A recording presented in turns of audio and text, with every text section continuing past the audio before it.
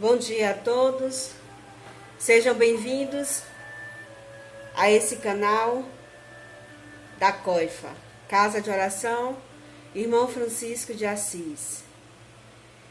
E na manhã desse domingo, vamos, através do trabalho de pesquisa do nosso irmão Ivandro, aprender, conhecer e que nos sirva de exemplo a vida e obra do nosso irmão Edgar Armand.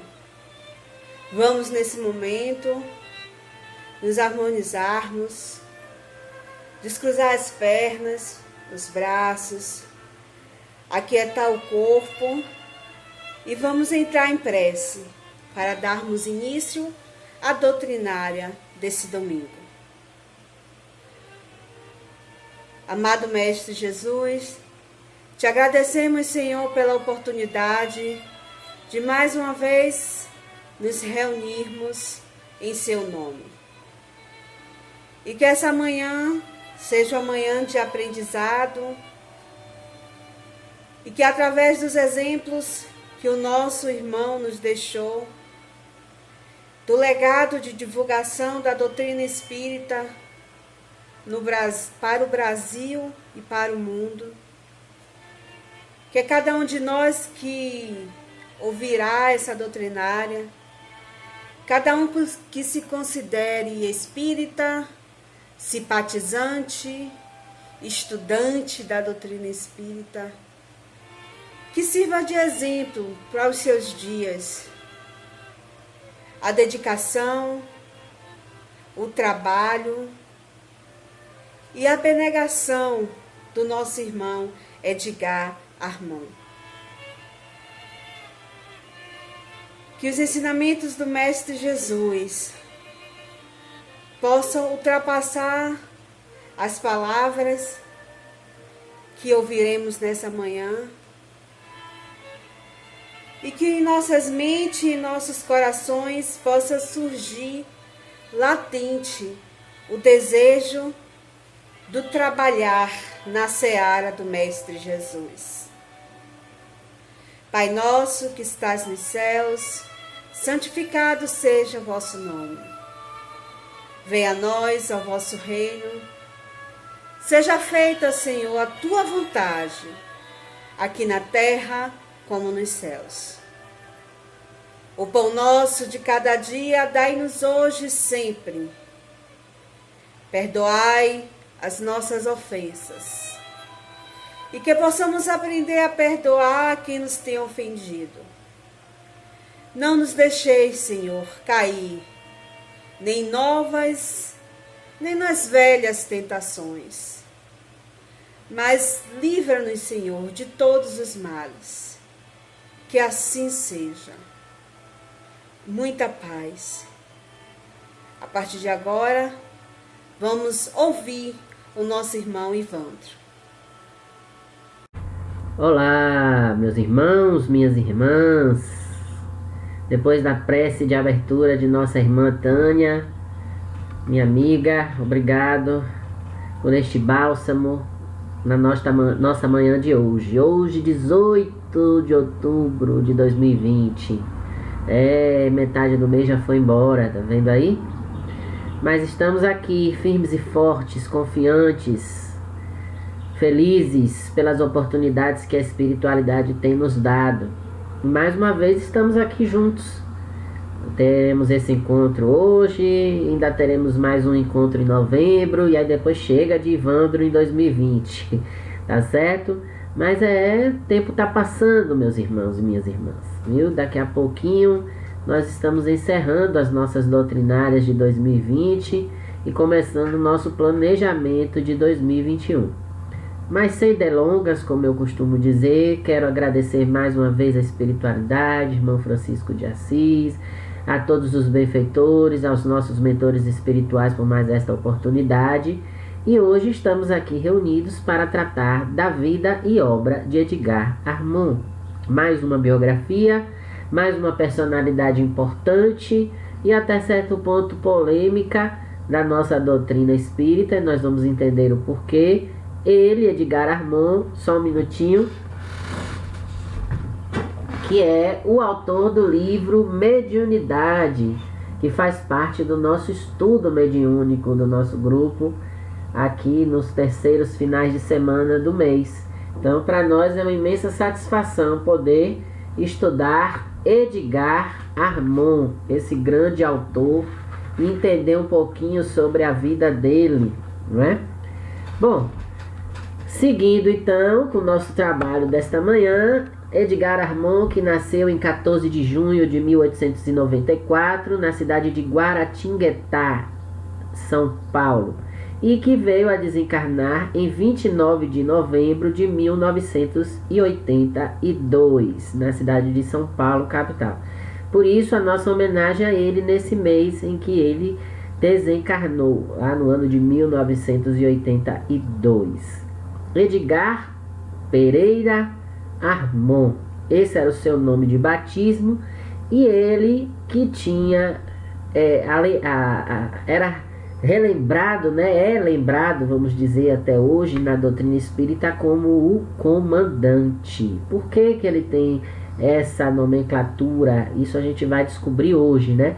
Mas a foto dele mais jovem dá uma ideia do porquê dessa alcunha do bem, no caso, para Edgar Pereira Armand. Então, nossa manhã hoje vai ser bastante de textos. Nós temos poucas imagens de Armand para mostrar, diferente do mês passado, que nós tivemos um número um pouquinho maior de imagens para todos, mas no final, nas nossas referências biográficas, eu trarei uma importante base para que vocês possam se deliciar mais com a vida desse nosso personagem desta manhã. Edgar Armand era filho de Henrique Ferreira Armand e de Leonor Pereira de Souza Armand, ambos mineiros. Os seus antepassados remontam aos fidalgos franceses chamados huguenotes. E esse termo ele é uma referência ao que se considera como os protestantes daquele tempo lá na França. Eles recebiam essa denominação, huguenotes, e que eram, na verdade, expatriados durante as perseguições religiosas que Catarina de Médici liderou a partir da noite de São Bartolomeu, lá em Paris, em 24 de agosto de 1572. Então, seus antepassados, eles foram expatriados, eles foram, vamos dizer assim, expulsos da França por essas perseguições religiosas e refugiaram-se em Amsterdã, nos Países Baixos, dedicando-se então ao comércio. Depois eles se transferiram para a Ilha de Madeira e dali eles vieram para o Brasil por volta do século XVIII. Fixaram-se numa sesmaria. Sesmaria, para quem não sabe, é uma terra inculta e abandonada que é cedida, é oferecida pela coroa portuguesa, no caso quem detinha a propriedade aqui no Brasil, né? A posse da nossa terra era dos portugueses, então eles cediam essas terras para essas famílias, esses povos expatriados residirem. Então assim foi, essa terra, né, esse espaço, esse locus geográfico, ele ficava entre as cidades de Juiz de Fora e Barbacena, e foi ali onde eles estabeleceram a primitiva Fazenda dos Moinhos. Edgar Pereira Armand, aí em destaque, ele foi um militar, olha aí o porquê da alcunha, o comandante. Ele foi também maçom, maçom, gente, nós vamos falar disso um pouquinho. Ele foi professor e espírita brasileiro. Em Guaratinguetá, ele estudou os cursos primário e secundário. Depois transferiu-se para São Paulo em 1912 e no mesmo ano também foi para o Rio de Janeiro, onde ele ingressa no comércio e ao mesmo tempo prossegue seus estudos. Edgar Armand, que também se formou em odontologia pela Faculdade de Medicina da USP, lá em São Paulo, certo? Então, seguindo adiante, nós vamos ver que ele tem um papel importante na doutrina. Qual seria esse papel importante de Edgar Armand para o Espiritismo? Porque ele foi considerado um dos responsáveis, se não o responsável maior, pela implantação da Federação Espírita do Estado de São Paulo, que equivale à nossa FEB, Federação Espírita do Estado da Bahia. Então, sendo ele responsável, colaborou pela FESP por cerca de 30 anos, 3 décadas. Sistematizou o estudo da doutrina espírita em termos evangélicos e estabeleceu cursos para auxiliar no desenvolvimento dos médiuns. Em 1973, a Aliança Espírita Evangélica nasce sob sua inspiração. Ele foi também pioneiro do movimento de unificação, tendo lançado a ideia da criação da União das Sociedades Espíritas. Foi o idealizador para o projeto traçado primitivo do trecho da Serra da Rodovia dos Tamoios. Aí abre um parêntese, porque ele, quanto militar, ele teve um papel muito importante no desenvolvimento da região norte, principalmente o litoral norte de São Paulo, com essa rodovia dos Tamoios, que hoje é um importante uma importante via de ligação entre a capital paulista e o litoral norte da cidade, sobretudo do ponto de vista econômico e turístico.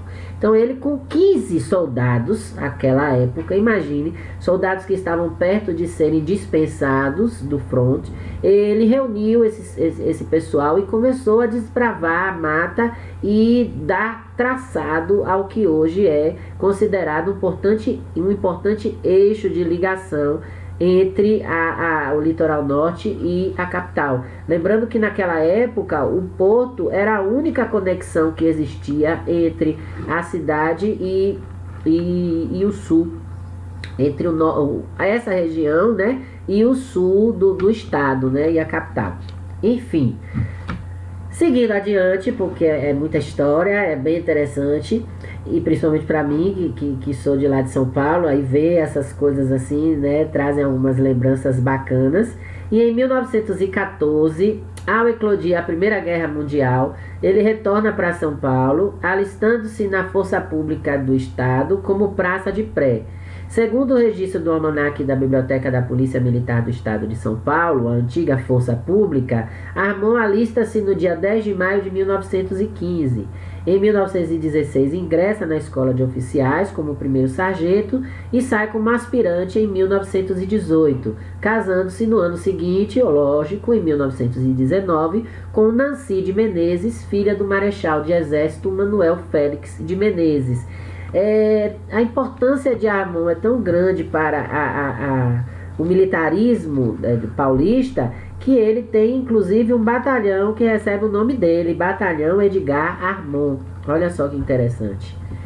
Seguindo com essa história militar dele, ele comandou destacamentos em Santos, São João da Boa Vista e Amparo, vindo fixar-se na capital de São Paulo.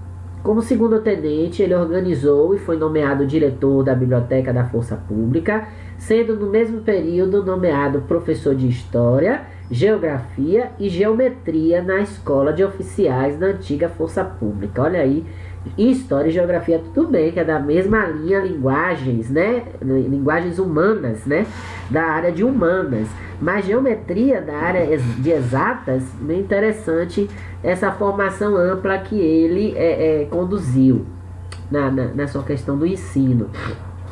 Participou de vários movimentos militares, atuou nos movimentos tenentistas de 1922 e 1924, integrando inclusive a tropa de ocupação das fronteiras com a Argentina e o Paraguai até 1925. Na Revolução de 30, já como capitão, ele serviu no Estado-Maior, voltando então a exercer o magistério militar na Escola de Oficiais e no curso de aperfeiçoamento de oficiais, onde ele lecionava administração e legislação militar. Na Revolução Constitucionalista de 1932, Armand assumiu o comando da defesa do litoral entre a divisa com o estado do Rio de Janeiro até a cidade de Santos. Então percebam que aquela parte do litoral norte que eu falei, com a missão adicional de monitorar os movimentos da armada que mantinha diversos navios de guerra nas águas da ilha de São Sebastião. Também foi chefe de polícia do estado de São Paulo vindo a compor inclusive a Casa Militar do governador de estado, general Valdomiro Lima. Voltando à cidade de São Paulo, ele assume o subcomando da Escola de Oficiais em 1934, organiza a Inspetoria Administrativa da Força e, por conveniência da organização, faz o concurso para o quadro de administração da Força Pública, vindo a ser classificado como tenente-coronel na chefia do Serviço de Intendência e Transporte, um cargo que ele ocupa até 1938, quando sofre um acidente grave lá em São Paulo, no lugar conhecido como Parque Dom Pedro, um acidente de trânsito, um acidente automobilístico, e ele permanece na chefia mesmo assim até 1939, quando ele é transferido para o quartel-general. Aí ele solicita sua reforma, é negada de início, mas depois ele consegue que seja dado baixa na sua permanência nas Forças Armadas, e é nesta fase em que ele redige o Tratado de Topografia Ligeira, em 2 volumes, e a Guerra Cisplatina, que é em forma de discursos. Então vejamos aí qual a relação dele com o desenvolvimento de São Paulo, com a questão do militarismo e a visão que ele já tinha de desenvolvimento para a região e de defesa também do nosso território nacional. Mas nós temos que saber de Edgar Pereira Armon do ponto de vista espírita. E aí a gente veio agora abrir um novo ponto de exposição aqui na nossa conversa dessa manhã, que é o ser espírita. Molhar a garganta um pouquinho. Como eu disse, hoje a gente fala mais do que o que vê, né? Então a gente vai ter que idealizar as imagens aí. Edgar Armon conhecia bem o espiritualismo em geral. Observe como eu estou usando o termo, espiritualismo. Desde 1910, em sua cidade natal, ele iniciara estudos sobre religiões e filosofias, demorando-se nos conhecimentos orientais. Lembrem-se que a cidade natal dele é Guaratinguetá. Em 1921, enquanto ele era comandante na cidade de Amparo, ele aceita o convite para ingressar na maçonaria. Olha aí. Então ele deixa de frequentar a maçonaria alguns anos depois, mas ele sai com o grau de mestre. Regressando à cidade de São Paulo, mantém o contato com líderes esoteristas, ocultistas e espiritualistas, entre os quais Krishnamurti, Kranheller, Ginarajadasa, Raul Silva, que era sobrinho de Batuíra, e o famoso médium de efeitos físicos Carmine Mirabel. Em 1932, o ano da Revolução Constitucionalista, ele trabalha ao lado do famoso médium Dr. Luiz Parigô de Souza, do Paraná, um médium paranaense. Dotado de um caráter reto e firme, de moral elevada, detestava a maledicência e fugia de conversas fúteis e de perguntas vulgares. Ele também era considerado, como expositor, uma pessoa que tinha um discurso muito persuasivo. Acompanhado de uma linguagem fácil, clara e objetiva, ele não deixava pairar dúvidas sobre o tema que ele estivesse tratando. Então Edgar Armon, ele se destacava muito. Em 1936, a convite de Silvino Canuto de Abreu, ele integra o grupo de estudos e práticas espiritistas, aí já é espiritistas, estão vendo?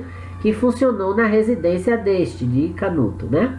Entre os seus participantes estavam o Dr. Carlos Gomes de Souza Childers e Antônio Carlos Cardoso, ambos diretores da Escola Politécnica, tendo o grupo trabalhado com o Sr. Ramalho, médium de incorporação, e ele trabalhou ainda uma única vez com Linda Gazera, que era uma conhecida médium de efeitos físicos que atuara na Europa.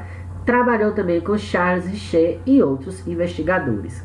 O grupo também promovia visitas a outros grupos particulares que se dedicavam à prática de trabalhos mediúnicos de efeitos físicos nos arredores da capital paulista, todos incentivados por resultados obtidos pela família Prado em Belém do Pará. Olha que interessante. Então, em São Paulo se desenvolvia essa investigação desses fenômenos de efeitos físicos através de resultados que chamaram a atenção do trabalho desenvolvido pela família Prado em Belém do Pará. É muito, muito interessante essa distância, né? A gente já tenta a dificuldade de locomoção que deveria existir naquela época, 1000 vezes mais complexa do que nos dias atuais, mas que mesmo assim fez com que a doutrina buscasse esse caráter investigativo.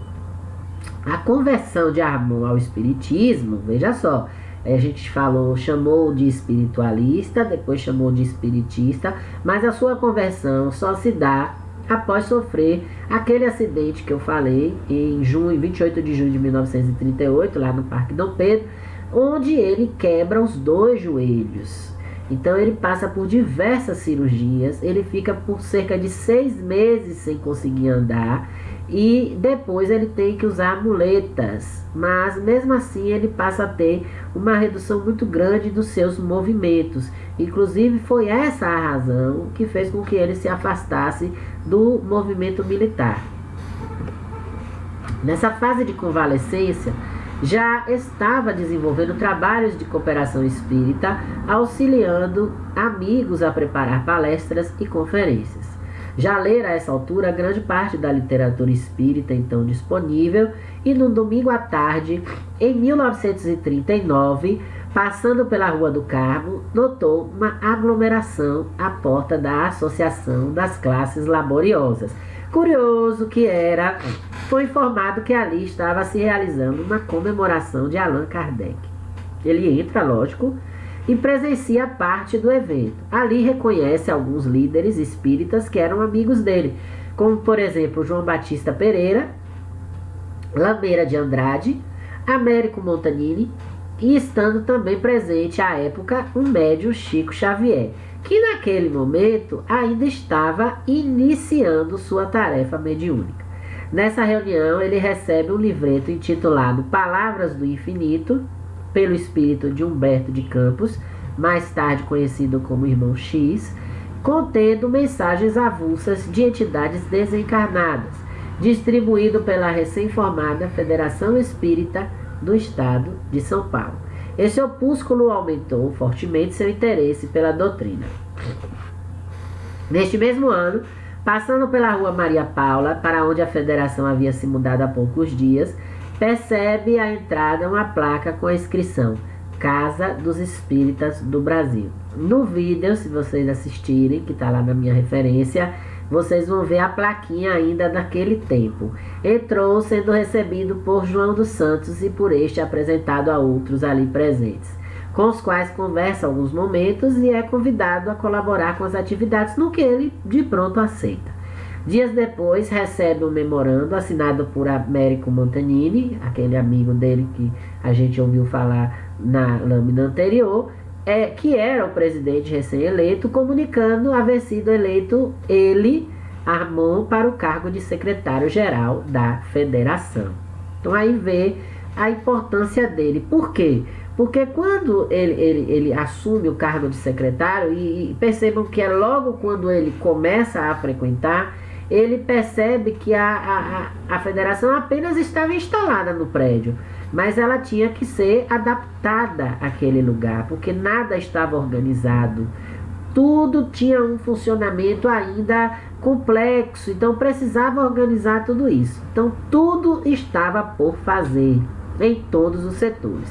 João Batista Pereira, na eleição então realizada, deixa a presidência da FESP para Américo Montanini e, sob a denominação de Casa dos Espíritas do Brasil, se fundem a Sociedade Espírita São Pedro e São Paulo, até então dirigida por Dr. Augusto Militão Pacheco, a Sociedade de Metapsíquica de São Paulo, dirigida pelo Dr. Childers, desdobramento do antigo grupo de estudos de 1936 e a própria Federação Espírita do Estado de São Paulo. Então aí fica claro pra gente por que a gente diz antes que ele foi importante na fundação da FEESP, mas na lâmina anterior a gente vê ele sendo apresentado à FEESP. Então podia gerar uma dúvida assim, mas se ele é responsável pela criação, como é que ele vai a algo que já existia? É porque na verdade antigamente a FEESP era uma entidade separada e ele é responsável, junto com toda aquela equipe que vocês estão vendo aí nesse slide, a fazer a união desses três grandes agrupamentos, vamos chamar assim: a Sociedade Espírita São Pedro de São Paulo, a Sociedade Metapsíquica de São Paulo e a Federação Espírita do Estado de São Paulo, fundindo as três na, até então, denominada, né, Casa dos Espíritas do Brasil, tá certo? Em 1944, atendendo ao projeto da Secretaria-Geral da Casa dos Espíritas do Brasil, era denominada assim, depois que veio esse chamar FEESP, Armando fundou com Pedro de Camargo Vinícius e Marta Cajado de Oliveira o periódico O Semeador. Olha aí, gente.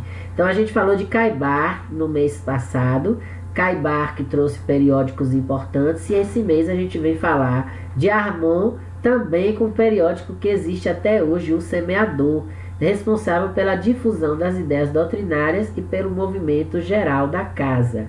Nele, sob diversos pseudônimos, Armon colaborou ininterruptamente até fevereiro de 1972, alcançando um total de 425 artigos. Olha que maravilha, que produção! Além do periódico, para incrementar a difusão da doutrina espírita e prestigiar a casa, ele propôs ainda a criação de um programa intitulado Hora Espírita e que passa a ser veiculado na famosa Rádio Tupi, semanalmente aos domingos, sob direção de João Rodrigues Montemor.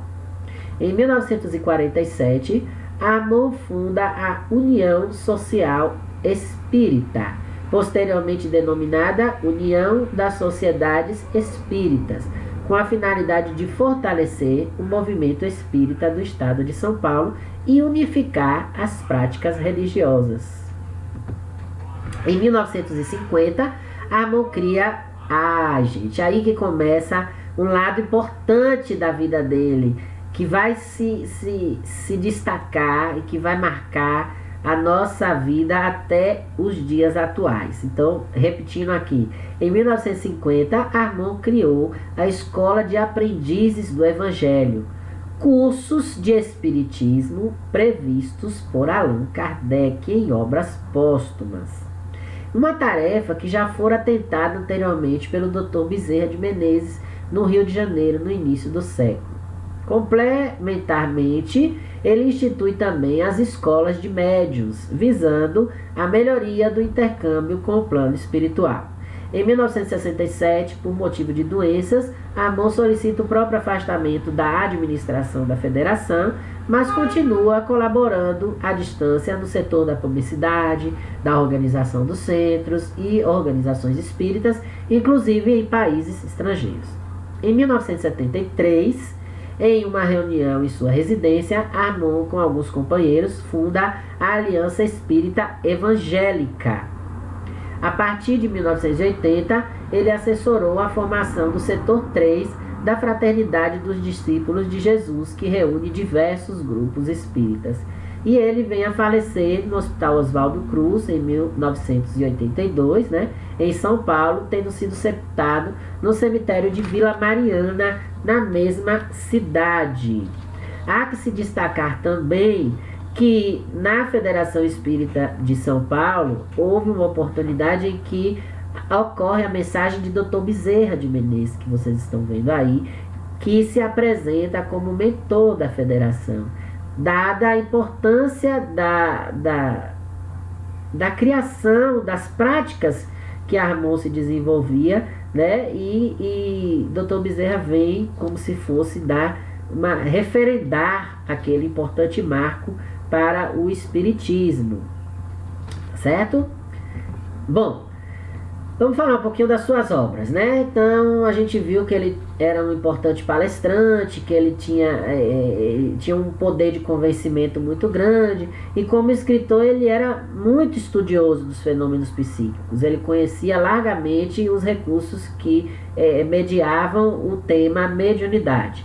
O caráter didático de suas obras levava ao uso das escolas que criara, além da própria fraternidade dos discípulos de Jesus. E vejam aí que dentre as 25 obras que ele deixou, as principais que nós podemos destacar aqui são, numa cronologia, 1942, Contribuições ao Estudo da Mediunidade, 1943, Mediunidade de Prova, 1944 são duas obras, Desenvolvimento Mediúnico e Missão Social dos Médios. Em 1949, talvez a obra mais conhecida de Edgar Armand, o best-seller Os Exilados da Capela. Em 1950, o livro Passes e Radiações. Em 1951, o romance Almas Afins. Em 1956, Mediunidade, que eu mostrei para vocês, que é o livro no nosso estudo. Na Cortina do Tempo, em 1962. Em 1974, O Redentor. E em 1979, Vivência do Espiritismo Religioso. Vocês estão observando aí que a gente tem ao lado de 3 obras, o número 1, número 2 e número 3, porque considera-se na sua bibliografia que Exilados da Capela, Almas Afins e Na Cortina do Tempo compõem uma trilogia que traz por base a evolução da humanidade e a importância de compreendermos que não estamos sozinhos no universo, né? Então esses 3 livros eles são considerados uma trilogia. Por isso que a gente fez esse destaque aí. Mas o mais famoso de todos é, sem sombra de dúvida, Os Exilados da Capela. Bom, a gente está entrando agora na parte final da nossa conversa da manhã, mas eu gostaria de chamar a atenção para alguns pontos aqui que eu chamei ousadamente de curiosidades. Edgar Armand trouxe para a doutrina espírita um termo muito conhecido por nós chamado cromoterapia, que hoje está espalhada graças a um opúsculo que ele escreveu e que foi publicado pela editora Aliança. Então a gente deve a ele essa enxertia do termo cromoterapia no meio espírita, mas destaca-se aí no primeiro parágrafo que nada tem a ver com a doutrina espírita, tá certo?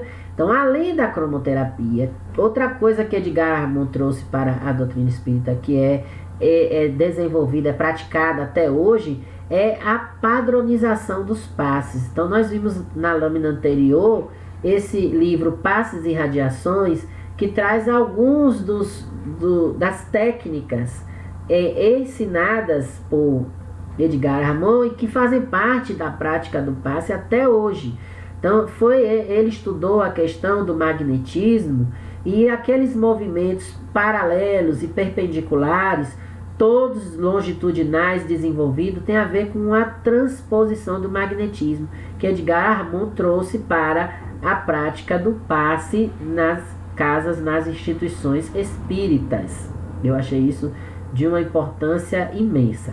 E ainda tem aí falando, né, que embora hoje causem discussões no meio espírita, e certamente serão questões ainda discutíveis e discutidas pelas gerações futuras, as obras de Armand estão carregadas de conceitos orientalistas, pois ele foi, a gente já viu isso, um grande estudioso do tema. A gente viu que ele tinha relação com aquelas pessoas de nome muito difíceis que eu já falei, não vou repetir, viu gente?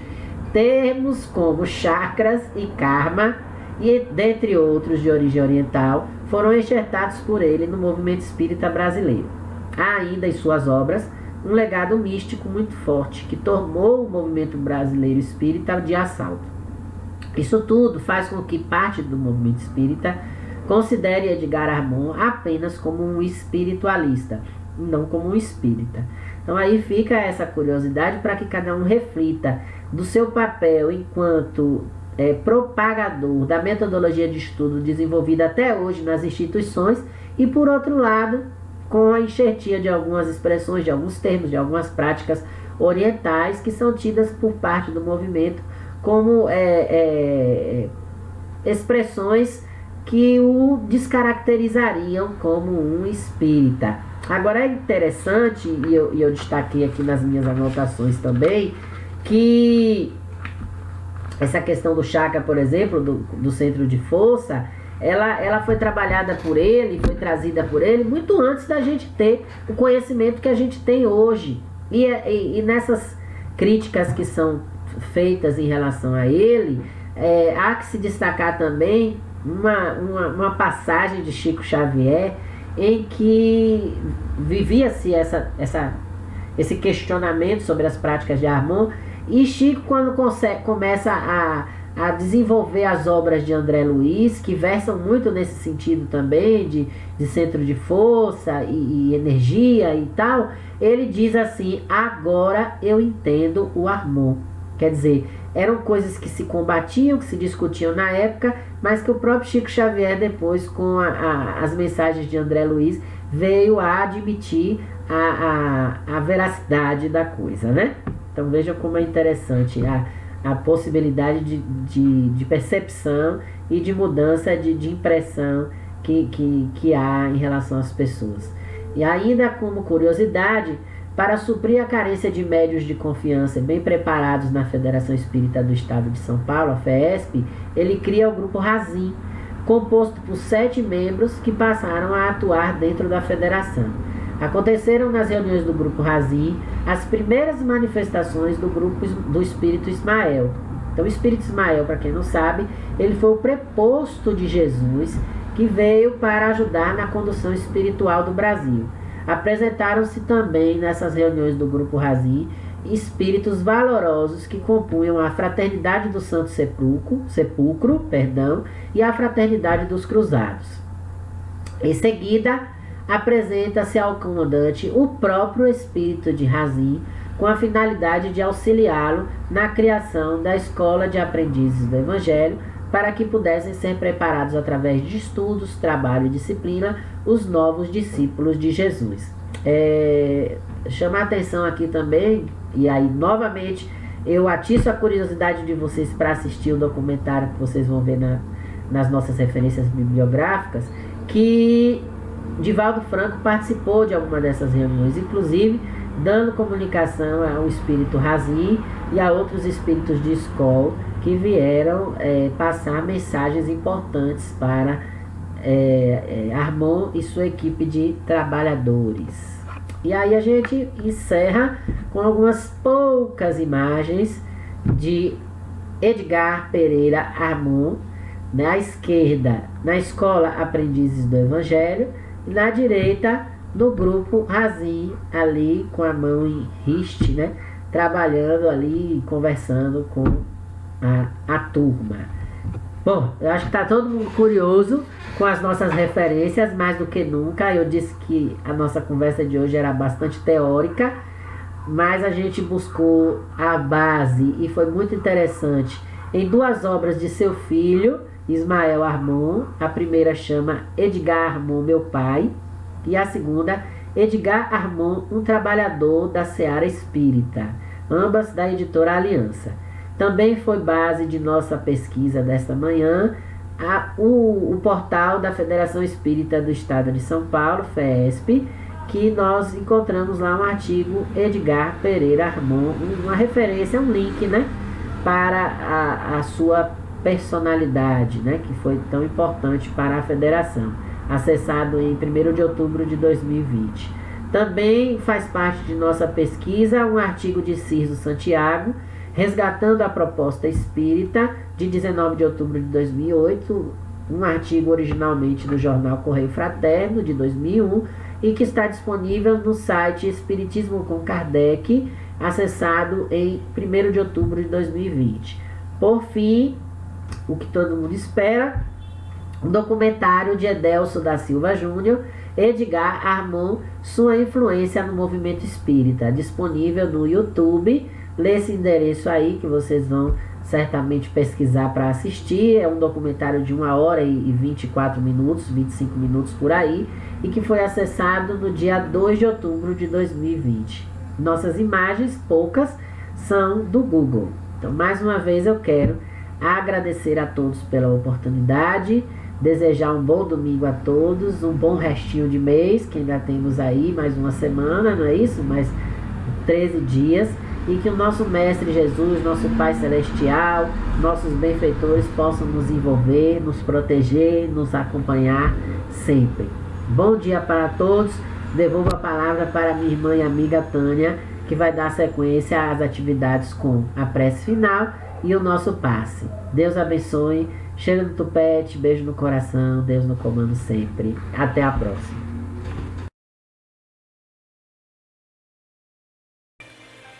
Voltamos dessa vez para agradecer a todos que conosco estão até o exato momento. Nesse momento vamos compartilhar as informações da nossa casa de oração. Todos os dias, de domingo a domingo, às 21h50 temos o Evangelho no grupo. Todas as segunda-feira temos estudo às 18 horas. Quinzenalmente, às terças, também temos estudo. Todas as quintas, às 18 horas, temos a doutrinária. E todo domingo, às 9 horas da manhã, estamos aqui nesse canal com mais uma doutrinária da COIFA, da Casa de Oração Irmão Francisco de Assis. Ative o sininho, curta nosso canal e compartilhe. E não se esqueça, a vacina do Covid ainda não saiu. Se você precisar sair, use máscara. Enquanto depender de você, evite aglomerações. Cuidando de você, você estará cuidando de todos que estão ao seu redor. Muita paz e vamos à prece final. Ave Maria, cheia de graça, o Senhor é convosco. Bendita sois vós entre as mulheres, bendito é o fruto do vosso ventre, Jesus Cristo.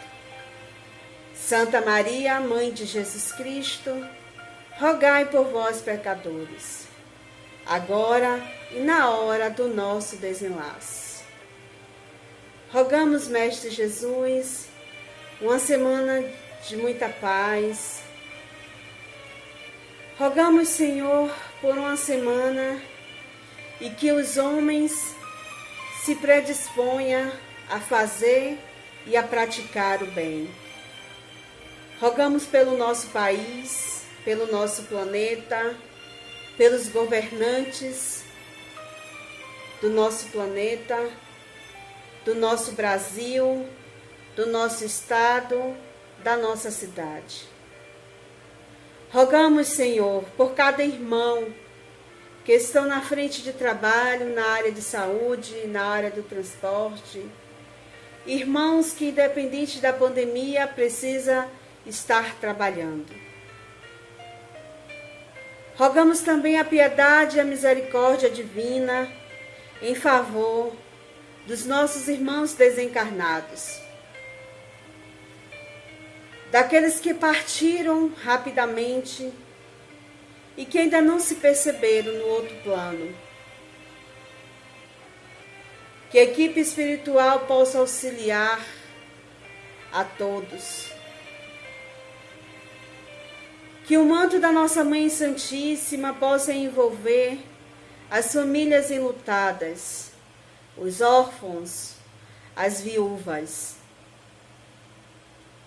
Que a compaixão divina se estenda aos idosos, aos desempregados, aos viciosos e a todos os irmãos que ainda se comprazem no mal. Piedade, Pai, para com os criminosos. Piedade para com aqueles que ainda não despertou para o bem.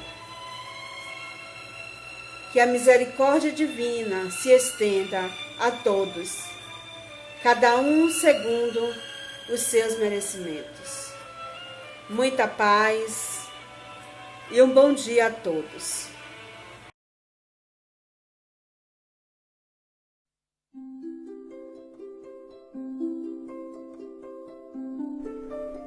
Passe virtual. Depois de iniciado o passe, não pense em mais nada. Mentalize sua casa, sua família e seus desejos. Usando a sala de passe virtual do Instituto André Luiz, esteja convicto de que realmente precisa tomar um passe. Não use a sala somente por curiosidade. Visitando a sala por visitar de maneira informal, deixará de usufruir dos seus benefícios quando dela necessitar realmente.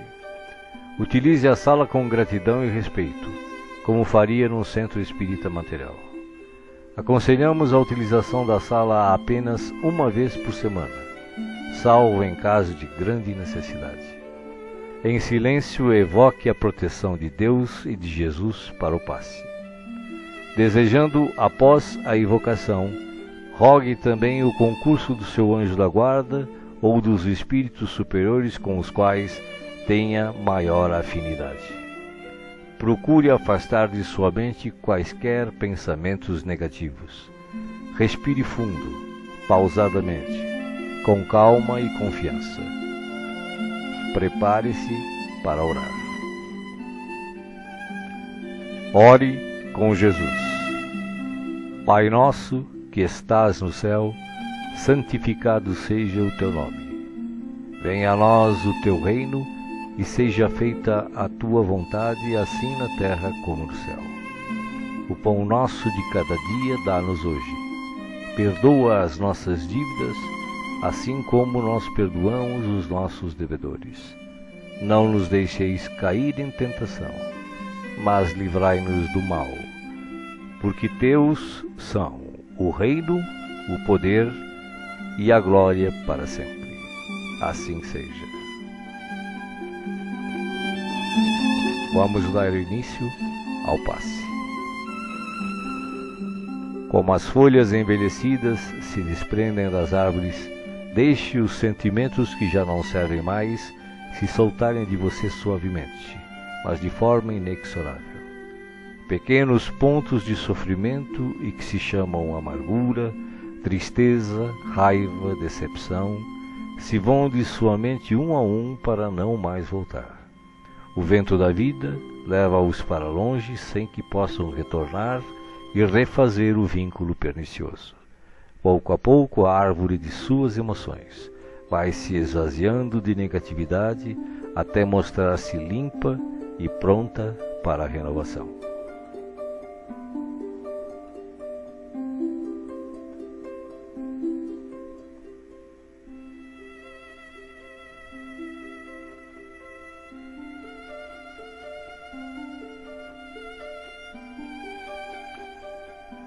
Sentindo-se leve, sem o peso das folhas mortas que se desprenderam e se foram, você recebe agora suavemente sobre o corpo e a alma a água da vida que cai em abundância dos céus. Esta água limpa, higieniza, purifica, desobstrui e tonifica todas as células do seu ser. Nada fica fora da sua ação renovadora. Ao tempo que limpa e hidrata o corpo, o líquido cristalino descedenta o espírito, aplacando a aflição, a ansiedade e a inquietação. Há em seu coração agora uma sensação de calma, limpeza e bem-estar.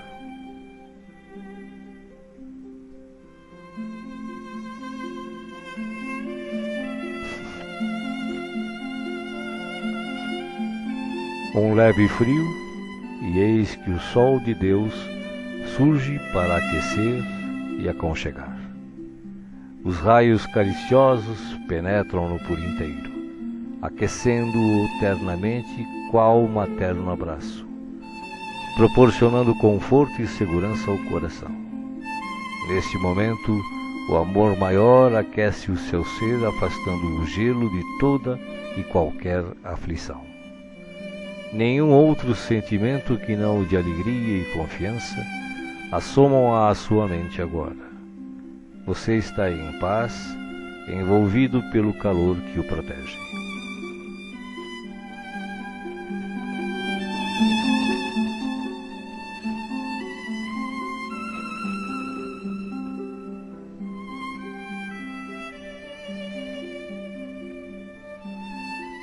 Do coração da vida, flores perfumadas para você. De alma grata e feliz, recolha as pétalas coloridas que penetram o seu ser e restauram sentimentos e emoções. Felicidade, esperança, fé, coragem e determinação passam a significar novamente vontade de viver. Mas além do perfume e da cor, a natureza neste momento lhe envia o que possui de melhor, a capacidade infinita de restaurar-se em sublime beleza, ainda quando os golpes do mal parecem decretar-lhe o fim.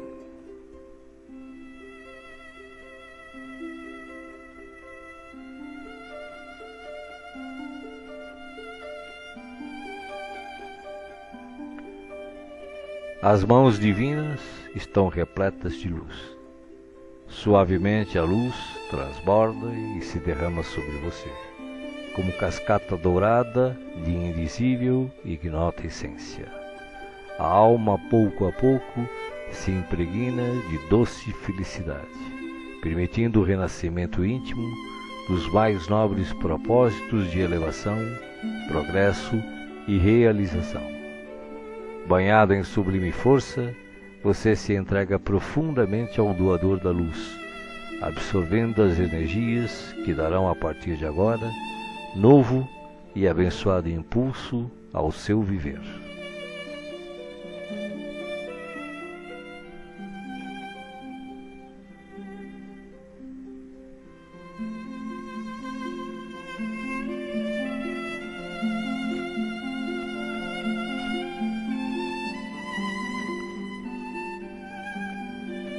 Sinta agora à sua volta a presença de Jesus, que te pergunta: me chamastes?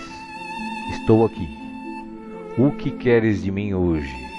De que precisas? Peça, meu filho, peça, minha filha. Estou aqui para ajudar. Faça agora o seu pedido especial a Jesus, enumerando os problemas e as dificuldades que o afligem. Escutei o que pedistes, com amor e atenção. Agora, conto com a tua fé, a tua confiança em mim, para a solução dos teus problemas. Vai em paz. Te acompanharei com os olhos, não te perderei. Creia em Deus, creia também em mim. Estarei com você todos os dias, até o fim. Seja feliz. Deixo-vos a paz, a minha paz vos dou. Não vou-la dou como o mundo a dá. Não se turbe o vosso coração. Crede em Deus, crede também em mim. Não se turbe o vosso coração, nem se atemorize. Eu sou o caminho, e a verdade e a vida. Ninguém vai ao Pai a não ser por mim. Os bons espíritos, os espíritos puros e as falanges de luz também enviam a você agora as melhores emanações de paz, saúde, alegria e refazimento, do mais altos desde as mais belas cidades espirituais até a morada dos anjos, em uníssono com o Criador, uma radiosa luz o envolve plenamente. Você não está só. O universo inteiro pulsa o amor de que se constitui, e este amor quer tocá-lo agora, em toda a sua plenitude, para que os problemas, as dores, as enfermidades e as dificuldades em geral sejam afastadas em favor da sua paz e renovação. Você está recebendo vida, vida em abundância. Guarde-a no coração.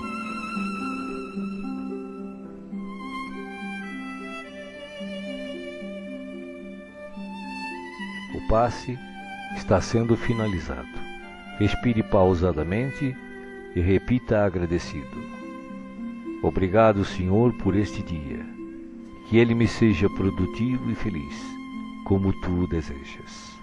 Assim seja.